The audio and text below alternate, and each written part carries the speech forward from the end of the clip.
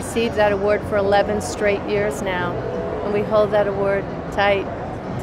It's not easy to have. We are the only car rental company in the Billion Dollar Roundtable, which means that we expend on an annual basis at least $1 billion per annum with minority and women-owned businesses. So the Avis slogan, we try harder, we are trying harder, and we're pushing higher. We have dedicated staff. My sole responsibility is supplier diversity. I don't have another job and then do this too. It's solely supplier diversity. We have staff that has various abilities in procurement. I have one person, Susan Pettit, who has 27 years of purchasing experience, 10 years in supplier diversity. We integrate on a daily basis with all our internal units because we truly see diversity as a strategic edge in business development. We have a tracking system that was developed by a certified minority and women-owned business that houses all our diversity numbers, prepares all our reports, and does everything for us with regard to diversity, graphs, charts, everything we need. Applied Info Partners, Asian-run business. And they've been our partner now since we purchased their system in 1999, and we're still with them. They're tremendous business partners, and we continue to grow them because, frankly, they deserve it. They do such a great job for us that we keep giving them more to do, to help us out, to expand our second-tier program and do all sorts of things. So we have many suppliers that we brought in through WBENC. We have women-owned fuel companies in non-traditional positions with our company that we've had in place for a decade. Well, the question then becomes then, inquisitive minds want to know, what sound advice could you give to a WBE that's interested in doing business with Avis? Sound advice would be, frankly, if they're here today, get over to our booth, because I make sure that when we have a booth, we flew people in from New Jersey and New York just for today to be here to answer to the correct women-owned businesses and line them up with the right procurement personnel. That's one thing.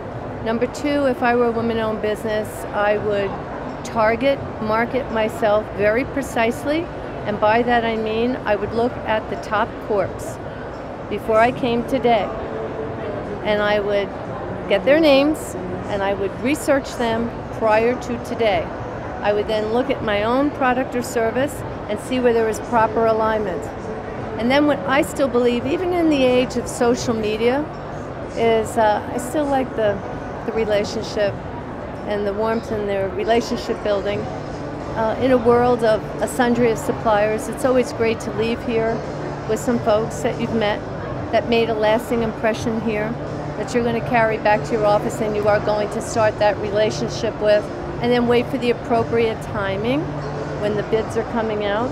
And then in our team, I believe what we do, maybe it's the lawyer in me, is when we really have somebody that we really like and we feel is a good fit, we stay with them and we act as their advocates, and we may go to their meetings internally and we mentor them and we develop them and we give them advice, tell them to call us and let us know. And I believe that's what differentiates in this business the producers. All right, we're all smiling here. We know what I'm talking about. One last question, if you would tell me. What are some of the goals or new strategies that Avis budget may have going forward for the rest of this year or next year? I understand that you're $1 billion. What could you do to even exceed that? Any new goals or strategies that you have currently? I'm very aggressive, so that's a tough question for me to answer because it's just, we want to go up. You know, that's the only way to go. Our goals are to increase our spend, and to frankly increase our spend across the board. And so I'm really very fortunate right now. We have a Chief Administrative Officer, Mark Servadidio, who came to the Top Corp Award, and he just said, oh my gosh, this is phenomenal. Let's be the conference co-chair next year, and we are, in Orlando, and you will see him there, and he will be very, very actively involved. And in diversity, as you know, it has to come from the top. I can't do it by myself, can't do it with the team. So right now we are rocking and rolling, and we are out there looking for an array of businesses. It's really the best way to put it. And some of it, like anything in life, is a product of timing, luck, But I can assure you that our team tries very hard when there's an opening to make sure that even in the time where the economy has not really straightened itself out, that we're pushing in an upward fashion. And in the Billion Dollar Roundtable, by the way, when you get in, you don't stay in. You get audited every year to make sure that you're still doing your job. That's very good. Thank you so much for your time. We appreciate it. You're welcome. Thank you very much.